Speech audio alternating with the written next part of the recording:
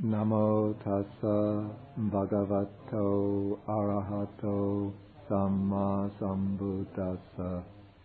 Namo tassa bhagavato arahato samma sambuddhassa.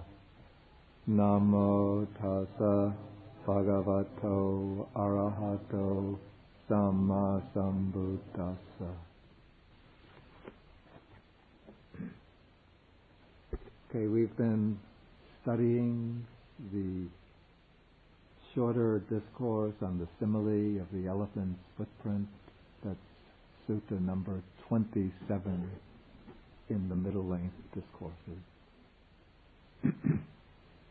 And so far we have been discussing what I call the main paradigm of the gradual training according to the Majjhima Nikaya, or middle-length discourses. And so far within the gradual training, I explained what I call the precondition for the gradual training. That is the arising of the Buddha in the world, his teaching of the Dhamma, then the person going forth, hearing the Dhamma, going forth, acquiring faith, going forth into homelessness. Then there comes the undertaking of the gradual training, which begins with the training in moral restraint, or sila. And one fulfills the noble aggregate, what's called the noble aggregate of virtue, by undertaking restraint in bodily action, restraint relating to speech, restraint relating to right livelihood, and one experiences contentment. Contentment with the simple, basic requisites of the robes, an alms bowl to support oneself, and other basic, simple requisites, just enough to support one's material existence without need for any excessive luxuries. Then, grounded upon this moral restraint, this training in virtue, one trains in the restraint of the senses.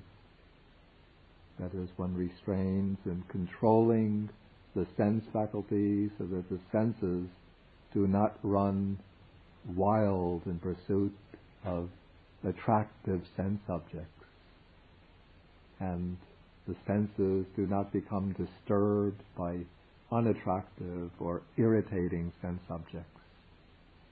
And in this process of practicing sense restraint, one is really exercising restraint over the mind. And though it's not explicitly stated in the gradual training, but I assume it almost as fundamental that the monk here, from the time he goes forth, takes up ordination, he will be given a meditation object. And so this practice of moral restraint, this restraint of the senses, is undertaken within the framework of developing a meditation practice. And it is this rootedness of the mind in the meditation practice which enables one to be mindful of one's bodily action, mindful of one's speech, mindful of one's little actions so that they constitute right livelihood, and to experience this contentment with the simplest, most basic requisites. It's also this rooting of the mind in the meditation practice that enables one to be mindful in one's dealings with the outside world so that one can practice restraint of the senses. When one encounters attractive objects, one will be able to pull the mind away from them back to the meditation object. When one experiences irritating objects, disturbing objects, one will be able to pull the mind away from them back to the meditation object, or just observe them as impersonal phenomena just impinging on the senses, coming and going. Okay, then the next step in the gradual training is here translated as full awareness, or now I prefer the translation clear comprehension. The Pali word is sampajanya. This is also translated clear knowing.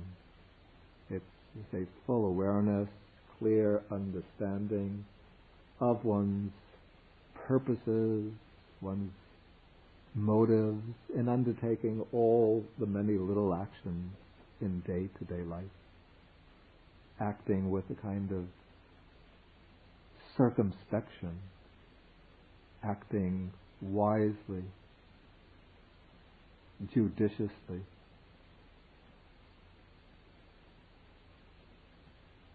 And again, this clear comprehension will be often coupled with and rooted in mindfulness.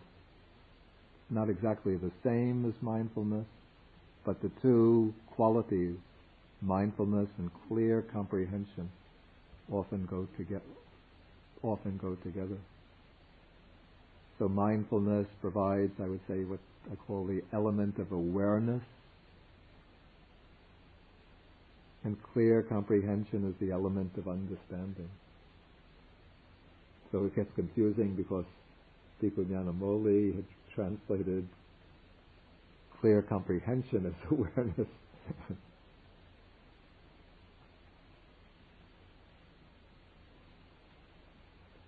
Okay, so now the monk in this formative stage of his development is exercising this training in the precepts and moral restraint, this training and restraint of the senses, this training in clear comprehension. And this process of training may go on for even an extended period of time. It might be several years until he's considered strong enough, developed enough to go off into seclusion.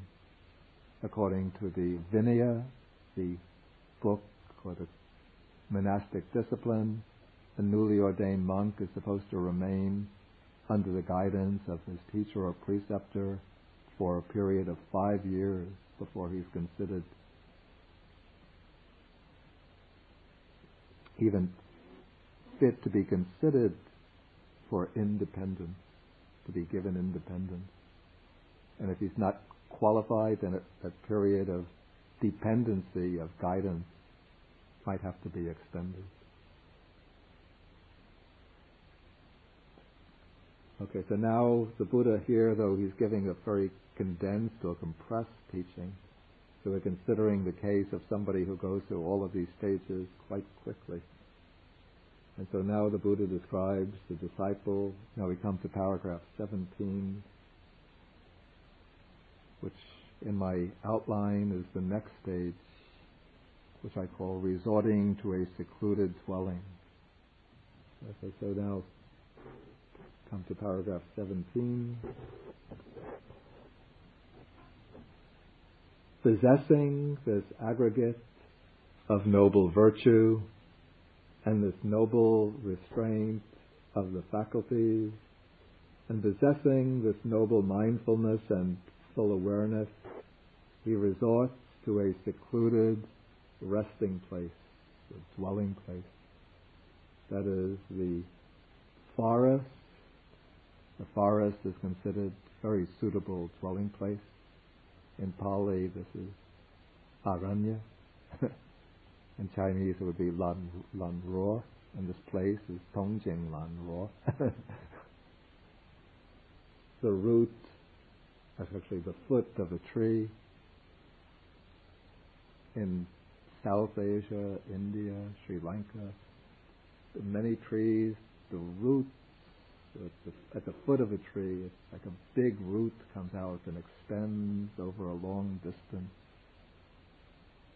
And so one could live at we call the root of the tree, but it's not the root going underground, but it's the root that's above the ground, which sort of just spreads out, and it creates almost like a triangle, like two roots create a triangular space, and then the ground slopes down like this, and so one can live quite comfortably in that triangle created by the two roots at the base of the tree. I say quite comfortably, but there's always a problem of ants, snakes.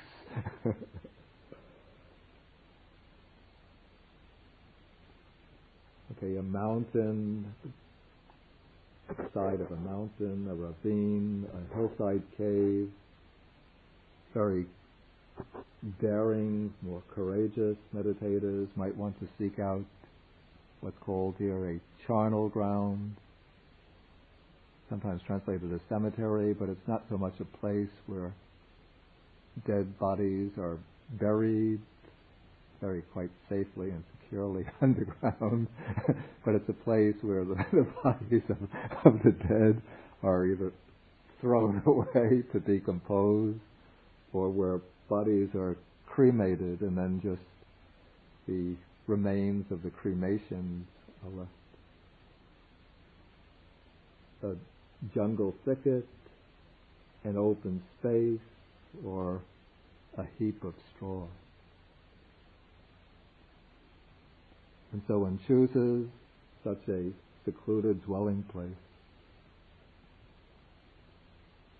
And now the monk, the meditator, comes to, now that he's chosen this secluded dwelling place, he comes to the real struggle or battle to achieve self-conquest. And that will be the struggle, the initial struggle to overcome, to master the major obstacles of the mind, which the Buddha has collected under the heading of the 5 hindrances, pancha nivarana.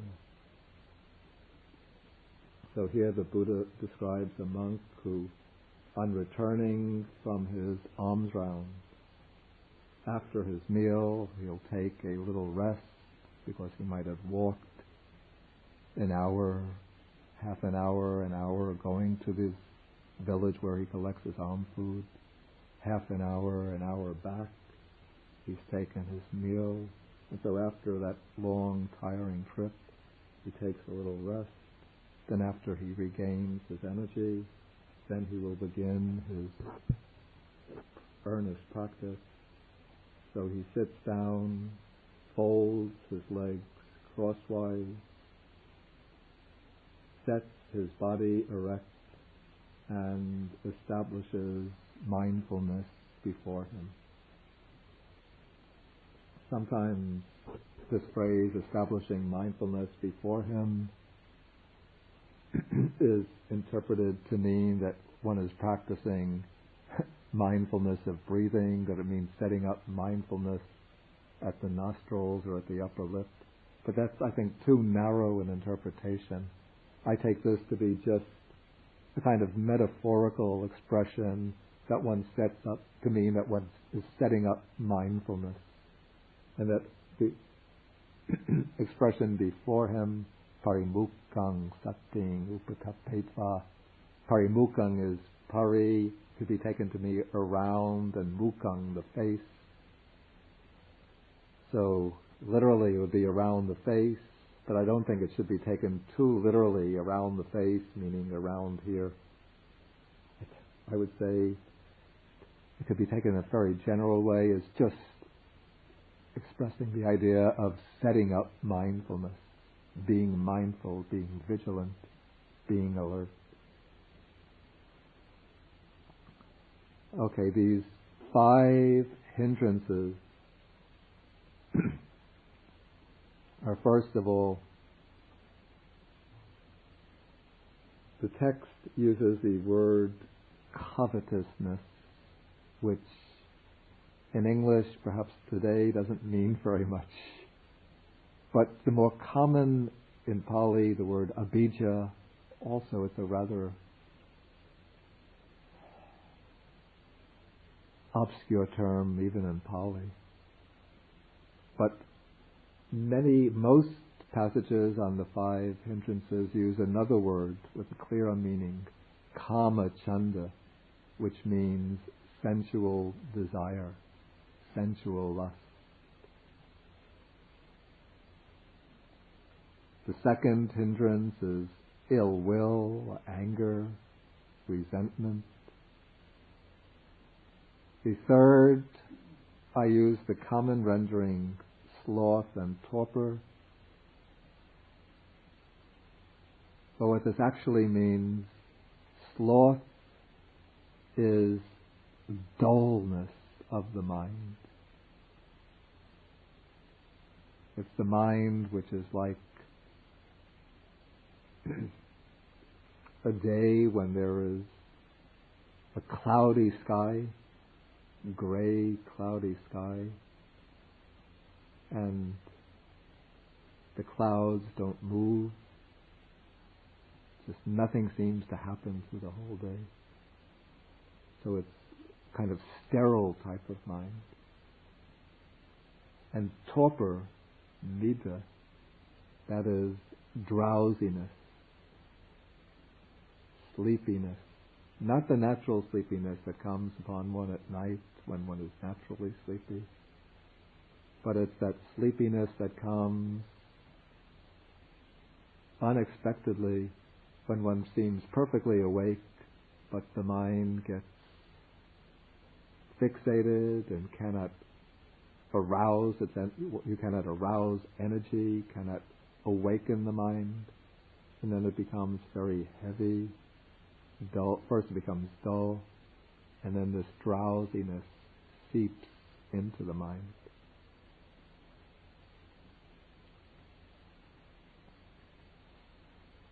And then the opposite of that is the fourth.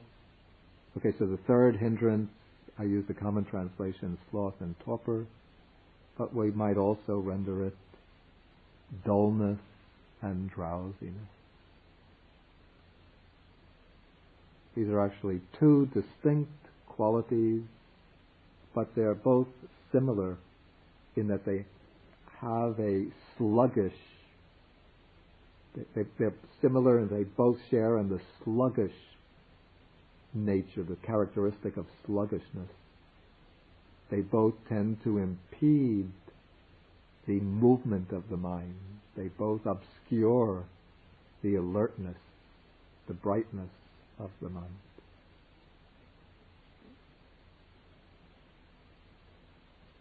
The fourth hindrance is also made up of two components.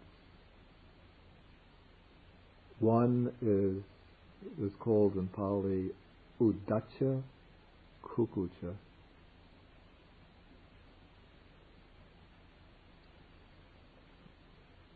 Uddacca I render restlessness. Restlessness is excitement, agitation, the inability to settle down. It's a constant flow of excited thoughts, where thought succeeds thought without interruption. And the thoughts are scattered, dispersed, distracted.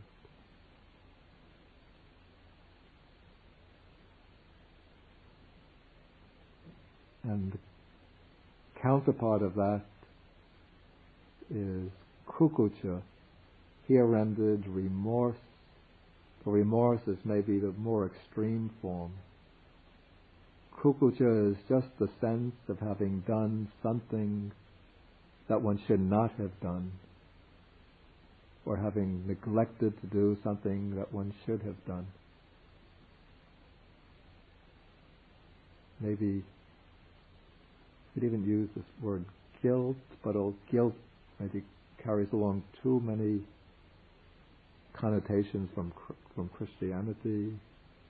But it's a disturbance of the conscience not over any kind of great moral evils, but little acts of commission and omission, kind of pangs of regret. agitation over things that one has done and neglected to do.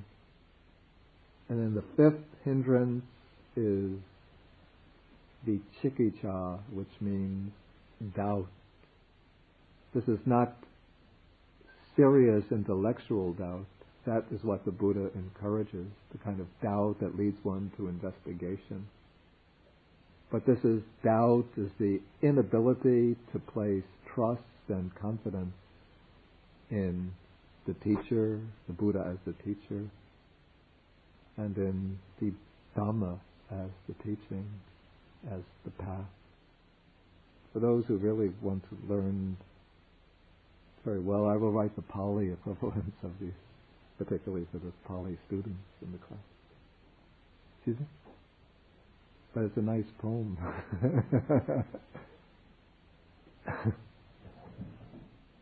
Did somebody copy the poem? Do you have it?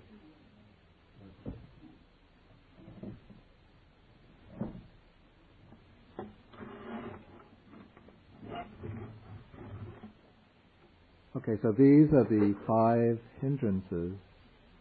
And to overcome these 5 hindrances, the Buddha has taught many methods, many strategies.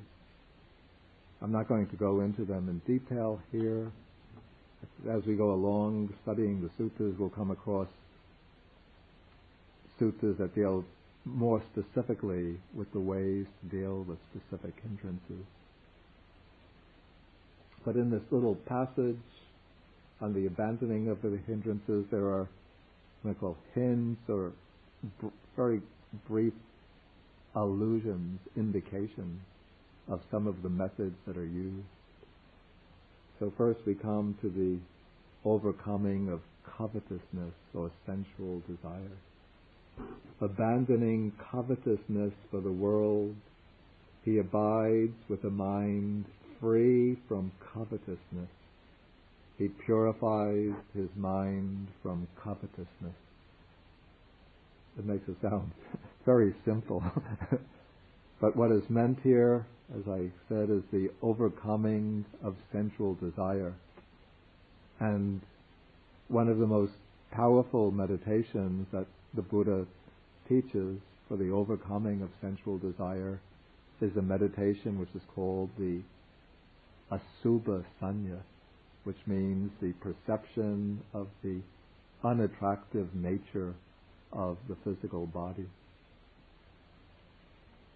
This involves the contemplation of the physical body in terms of its constituents, taking one's own body first, analyzing, visualizing one's own body in terms of its components, beginning with the external components, the hairs of the head, hairs of the body, nails, fingernails, toenails, teeth, skin, and going skin, nails, skin, teeth, nails, hair of the body, hair of the head, then going forward, then going inside the body, exploring the body by way of muscles, bones, the different organs, tissues, fluids, and then familiarizing oneself systematically with all of the components of the body till one can see the body inside and out and really sense the nature of the body. And by doing this repeatedly, systematically, over and over, gradually the idea of the body as being something attractive, desirable, enticing, alluring, fades away. Of course, superficially the body will appear attractive, but using that inner vision of meditation, when one experiences that attraction, one just applies that inner vision of meditation, and one will start seeing the body in terms of its components, and the attractiveness, the allure will fade away, and one will actually perceive the body sanjanati, one perceives it as the subito, unattractive. Impure, not in a moral sense, but just physically unattractive.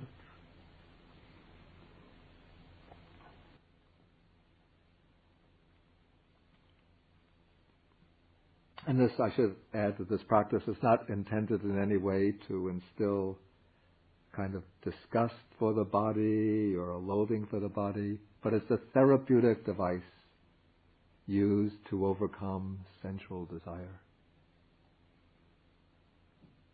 Then, ill will, anger.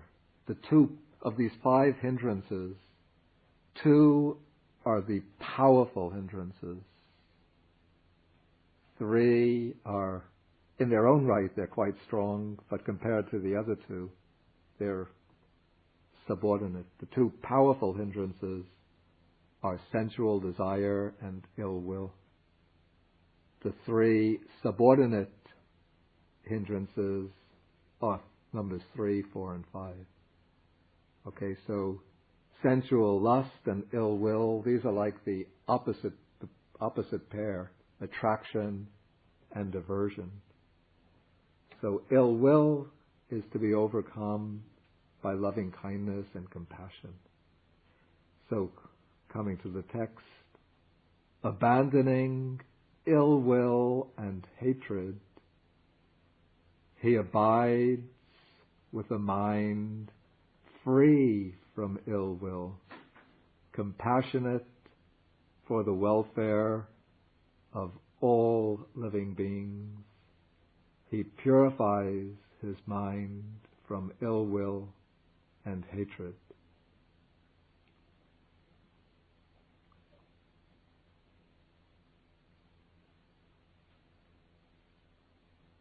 Okay, so the means, the method to overcome ill will and hatred is by the development, the special method, specific means for overcoming ill will and hatred is the development of loving kindness or metta.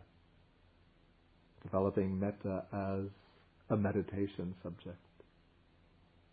One takes the wish for one's own welfare and happiness, using that as the standard or measuring rod for understanding that all other beings wish to be well and happy, and then working systematically with different groups of people, one starts generating the wish that they will be well and happy. One works through these different groups till one is able to generate this real warmth and deep concern for their welfare and happiness, and then one starts expanding that loving concern for the welfare of others to wider and wider circles of beings until one is able to radiate the mind of loving kindness to first to the different quarters of the world, the eastern direction, south, north, west, above, below, then to the whole world, to all beings throughout the entire world. And in this way, one purifies the mind from ill will and hatred.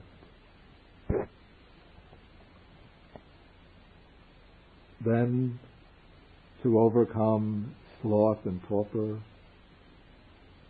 dullness and drowsiness, abandoning sloth and torpor, he abides free from sloth and torpor, percipient of life, mindful and fully aware. He purifies his mind from sloth and torpor.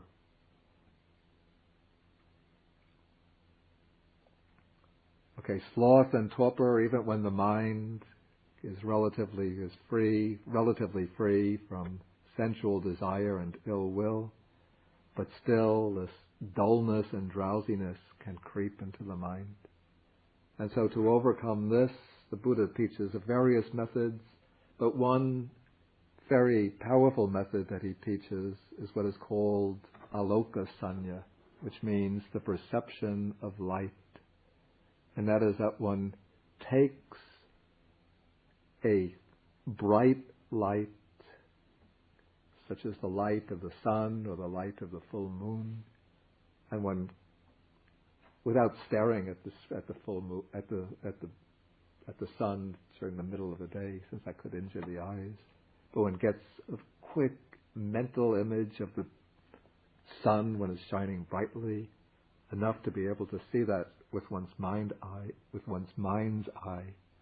And then with one's mind's eye, one tries to perceive that full, bright globe of the sun, radiating, shining, brightly, glorious, bright, scintillating, dispelling all the darkness of the mind.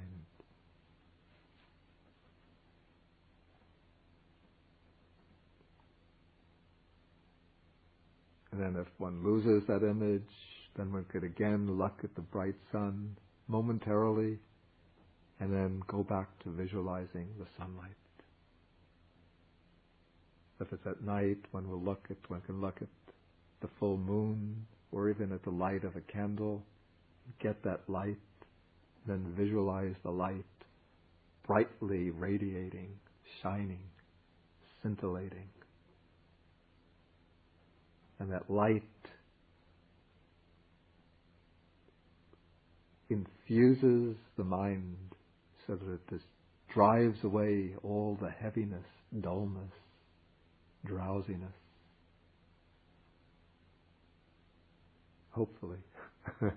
Sometimes it doesn't work, then there are other methods that can be used, like walking briskly up and down, or sometimes one just has to splash cold water over the face, or take a cold shower.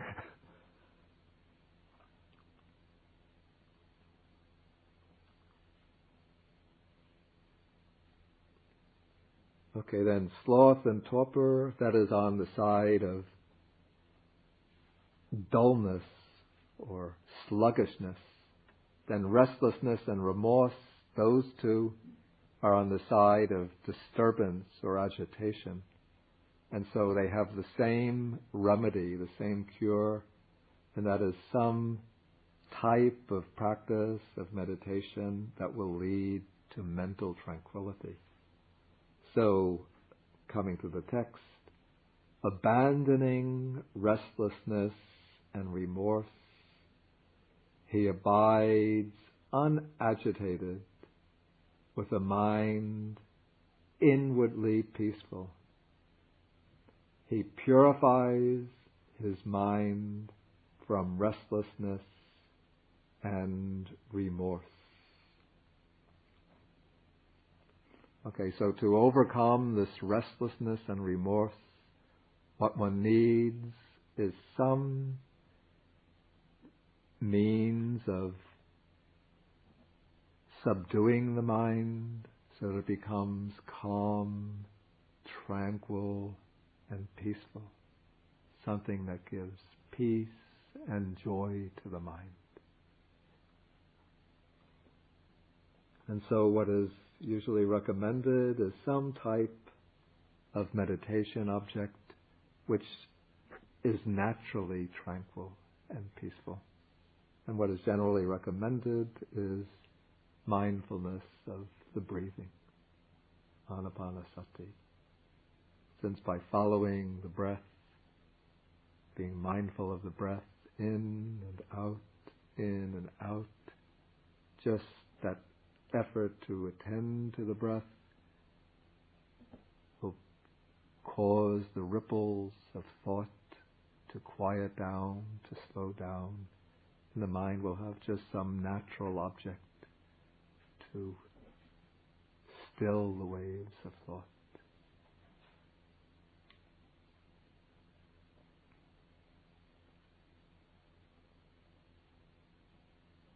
And so this will purify the mind from restlessness and remorse. And then the last hindrance is doubt. Abandoning doubt He abides, having gone beyond doubt, unperplexed about wholesome states. He purifies his mind from doubt.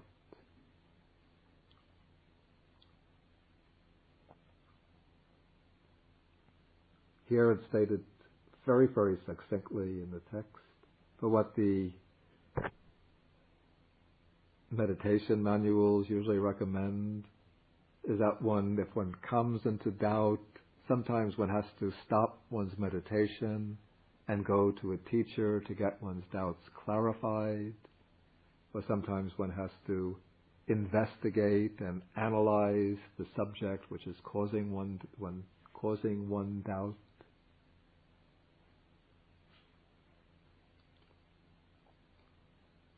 And sometimes when doubts are constantly disturbing the mind, one just has to recognize them as doubts and just realize that this is a kind of disturbance swelling up from some deep layers of the mind, and not be swept away by these doubts, but just let the doubts subside during this period of meditation. Let them remain in a state of abeyance.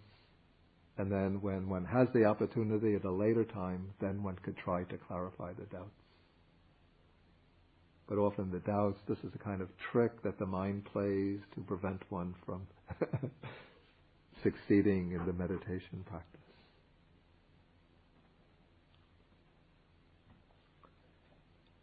At this point now, I'll ask before I go further, if there are any questions.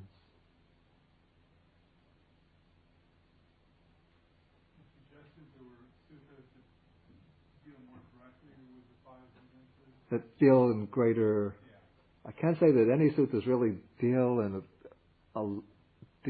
with them in a lot of detail. You get more detailed treatment in commentaries. But there are suttas which deal more specifically with aspects of mental training than this. This is just a very concise,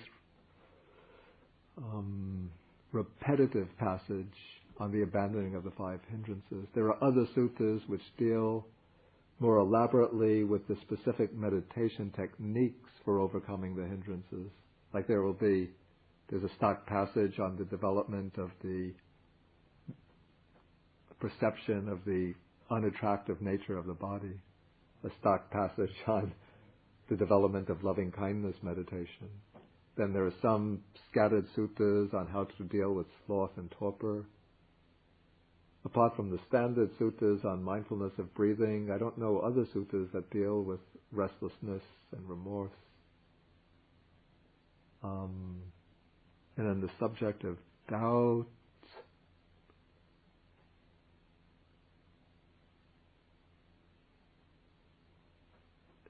I don't know suttas that deal specifically with doubt, except those which speak about the need to investigate and inquire. Why would one be perplexed about a wholesome state?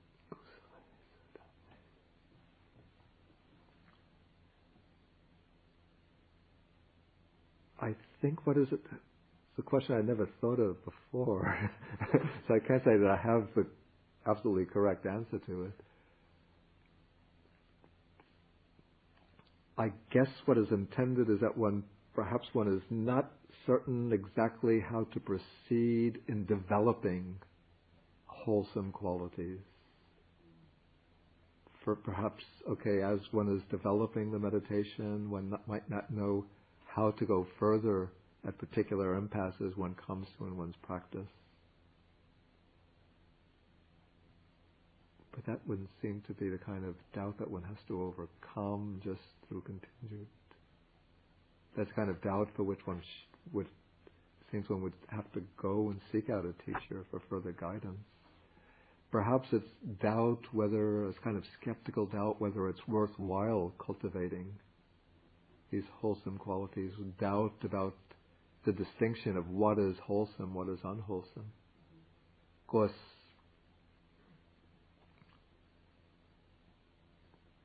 in the development, what's interesting is that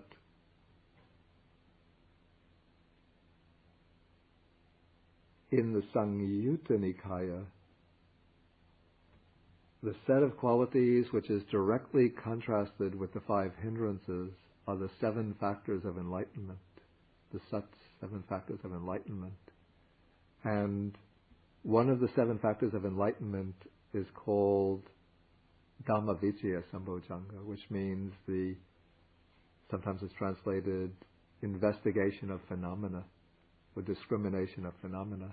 And that is explained as one is able to discriminate which dhammas, which qualities are bright, which are dark, which are wholesome, which are unwholesome, which are blameworthy, which are blameless. Okay, so one has a clear understanding of the distinction between wholesome and unwholesome qualities through investigation.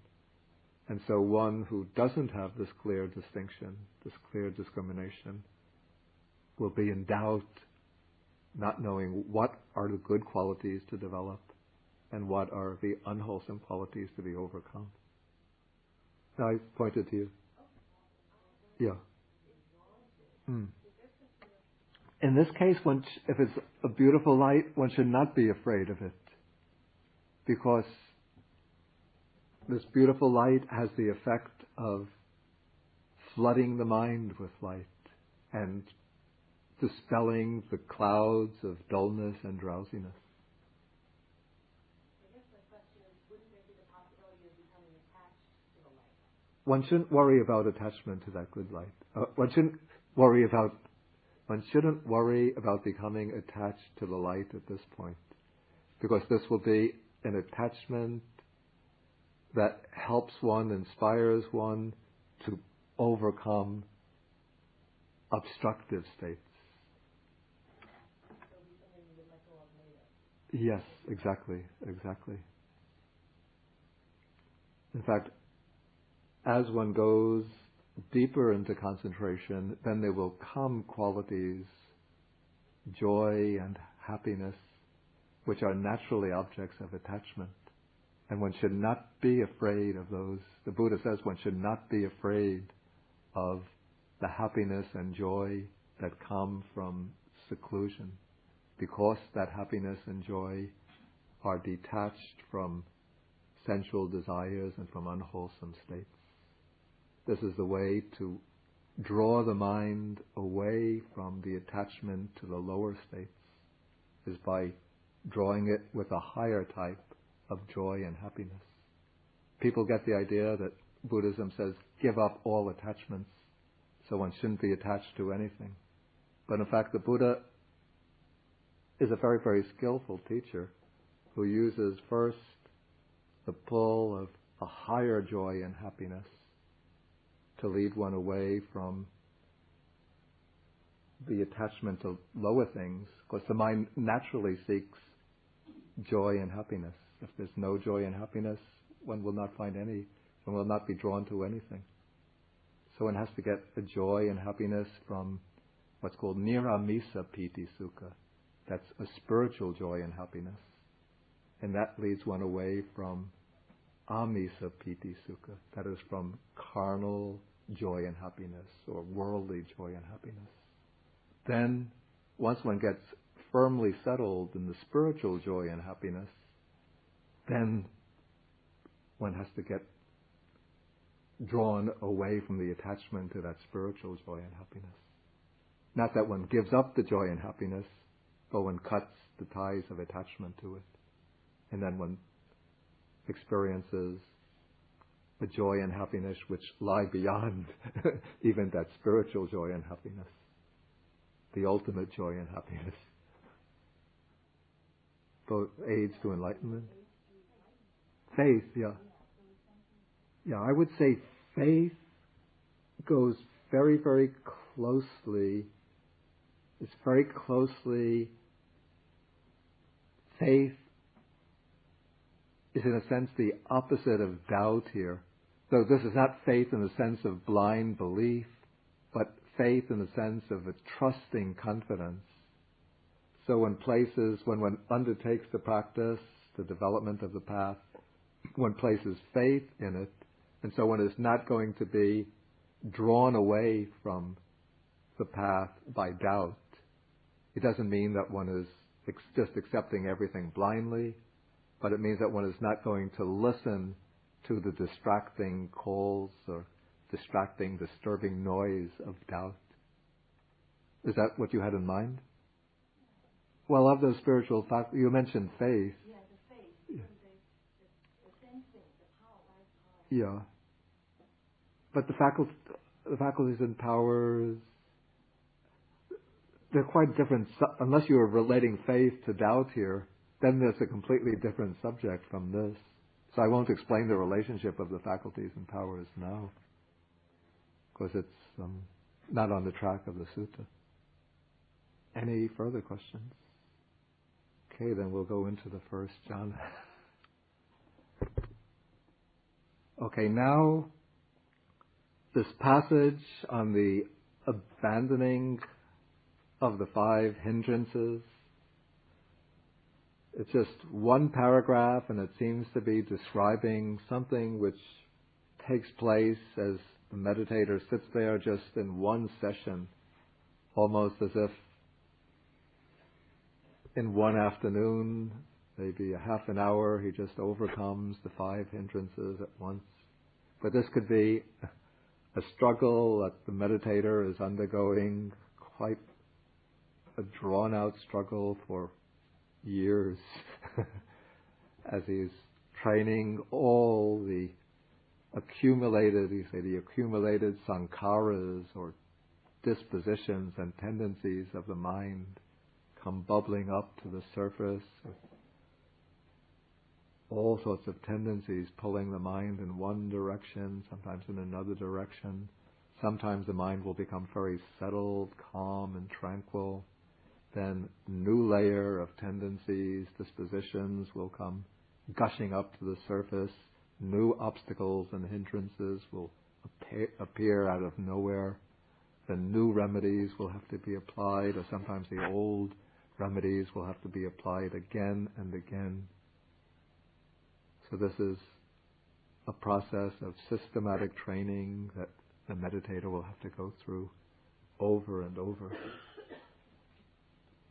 So the Buddha is now taking the case of an ideal practitioner, one with very, very mature faculties. And as he continues with this practice, even over an extended period, gradually the 5 hindrances will start to crumble and collapse. So in paragraph 19, we come to the description of what happens when the hindrances give way. And now the meditator is becoming ready to enter into the state of full meditative absorption, which is called jhana. This entire training, which is being described now, belongs to the training and the phase of Buddha's training, which is called samadhi. Samadhi means concentration.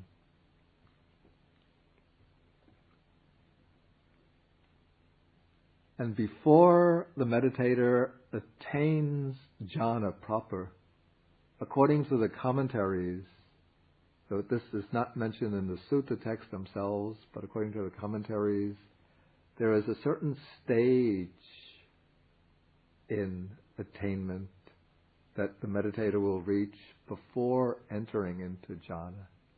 This stage is called access concentration, or upachara samadhi.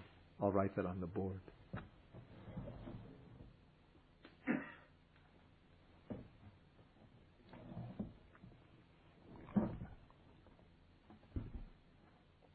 Usually when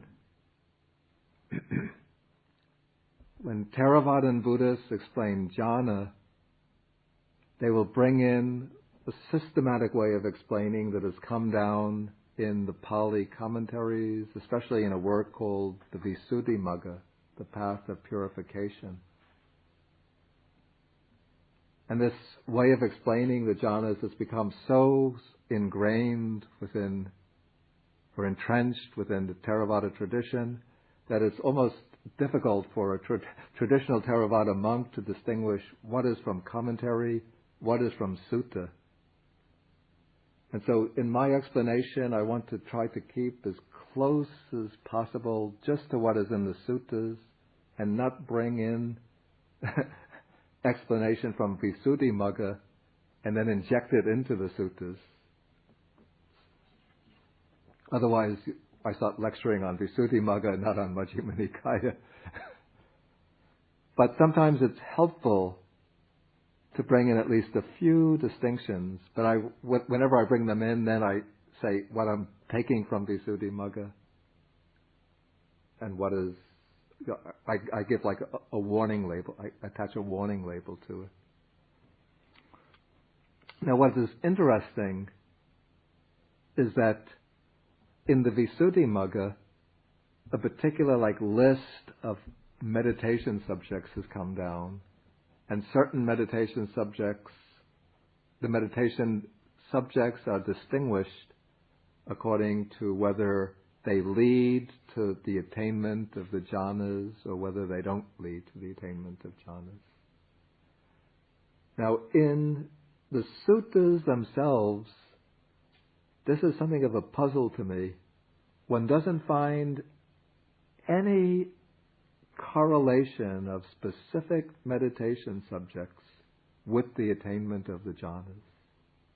Why that's so, I don't know. In the Visuddhimagga it said, what are the meditation subjects that lead to the jhanas? One that leads to the jhanas is mindfulness of breathing. Another that leads, or a set of meditation subjects that lead to jhana are called the kasinas. The kasina, I write that on the board.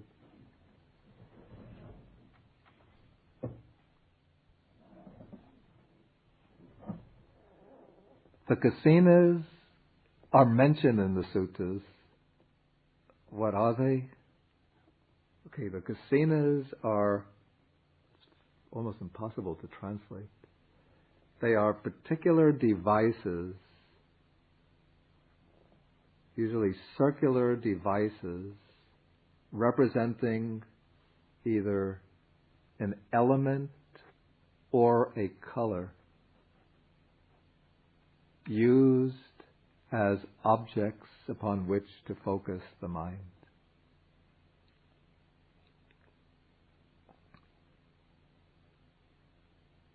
So in the suttas, we have 10 kasinas. What are the 10 kasinas? Earth kasina. I'll list them, then explain. Earth kasina, water kasina, fire kasina, air kasina.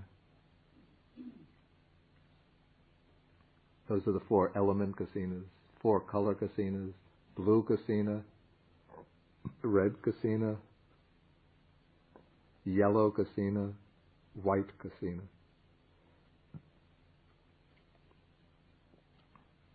And there are 2 more, space kasina and consciousness kasina.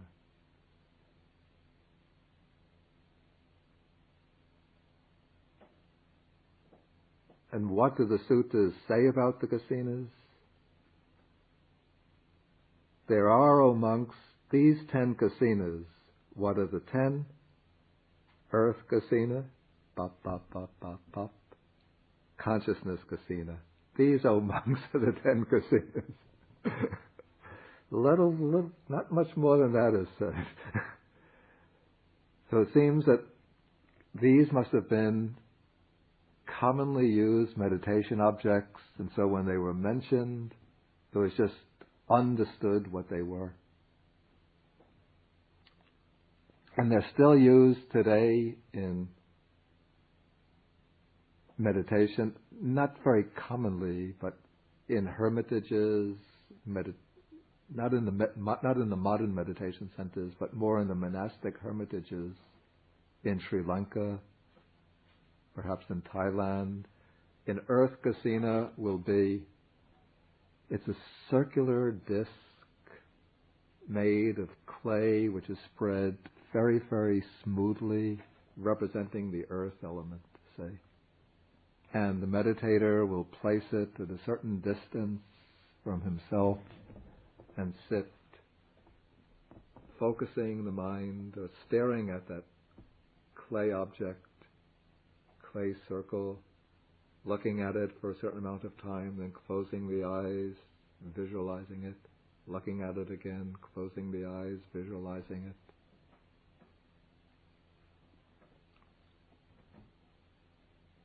Water kasina, well, the only kasinas that I know used, the only kasina that I know used from the elemental group is the earth kasina. I don't know anybody who's ever used water,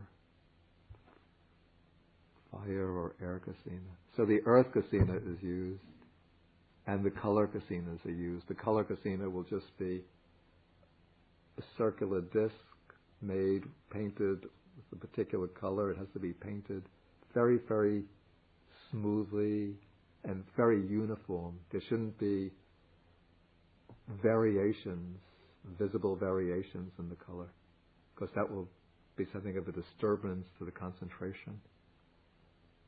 And so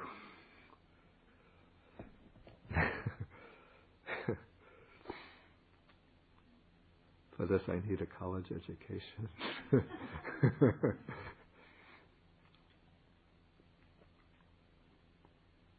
One has the blue or red disc. One doesn't change. One just selects one particular color that attracts one, or the color that might be assigned by the teacher that in some way suits one's character. And one focuses upon that object, again visualizing, opening the eyes, visualizing, opening the eyes, and working over and over with it until one is able to see that object as clearly with one's eyes closed as one would be able to see it with the eyes open.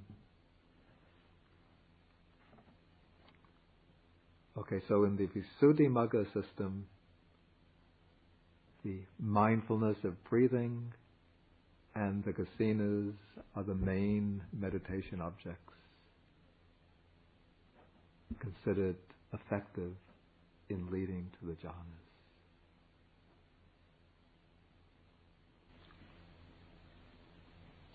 At this point, I will stop. And then we'll continue next week. Of course, if once we get into the jhanas, then that becomes a big topic in itself.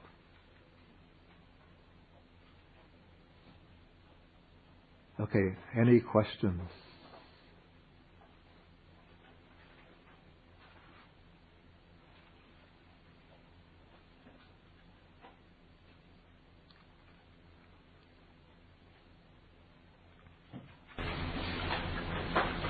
Did I catch right when you said that one has to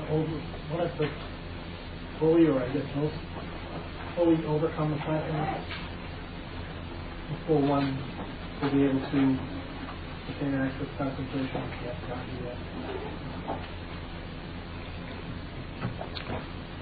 The overcoming of the 5 hindrances marks the entry into access concentration. I'm going to sort of backtrack next week and then take the process from overcoming the 5 hindrances through access concentration into jhana.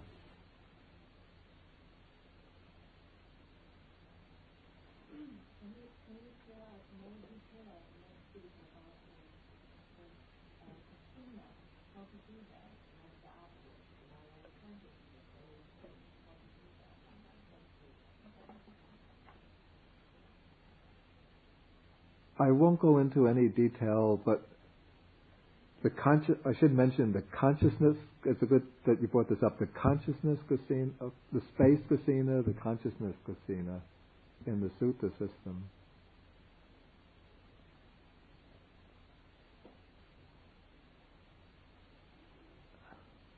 Okay, the 4 element kasinas, the 4 color kasinas, are capable of leading to the 4 jhanas.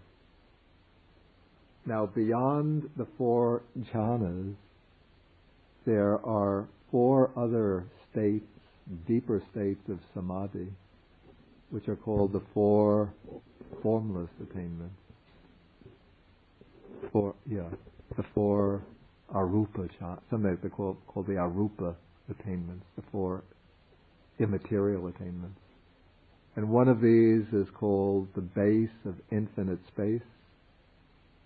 The one beyond that is called the base of infinite consciousness. And so the object for the base of infinite space is infinite space. And that infinite space is space kasina. And then consciousness, viewed or contemplated in terms of its infinity, is the consciousness kasina. But in order to go, you can't begin with the space kasina or the consciousness kasina. One first has to master the 4 jhanas based on either the element, one of the element kasinas or a color kasina. And then from the 4th jhana, one could go into the infinite space or infinite consciousness.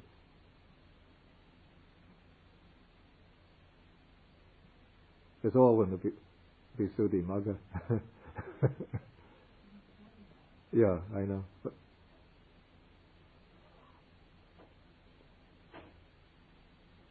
any further questions? Okay, then we will share the merits with the deities.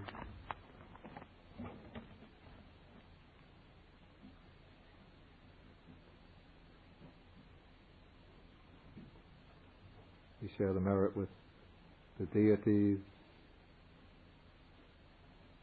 the nagas, those are the dragons, dragons.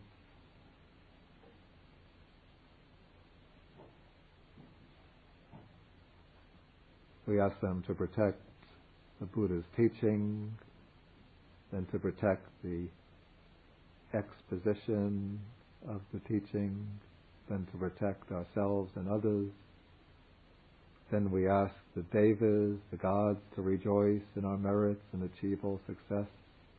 Then we ask the bhutas, the harmful spirits, to rejoice and achieve all success. Then we ask all beings to rejoice in the merits and achieve all success.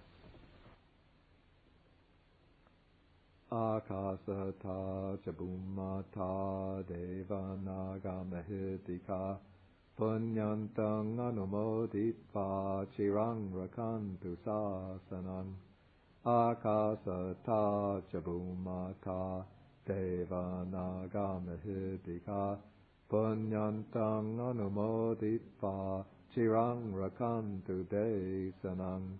Akasata chabumata devanaga mahitika punyantang anumoditva chirang rakantu mang parang.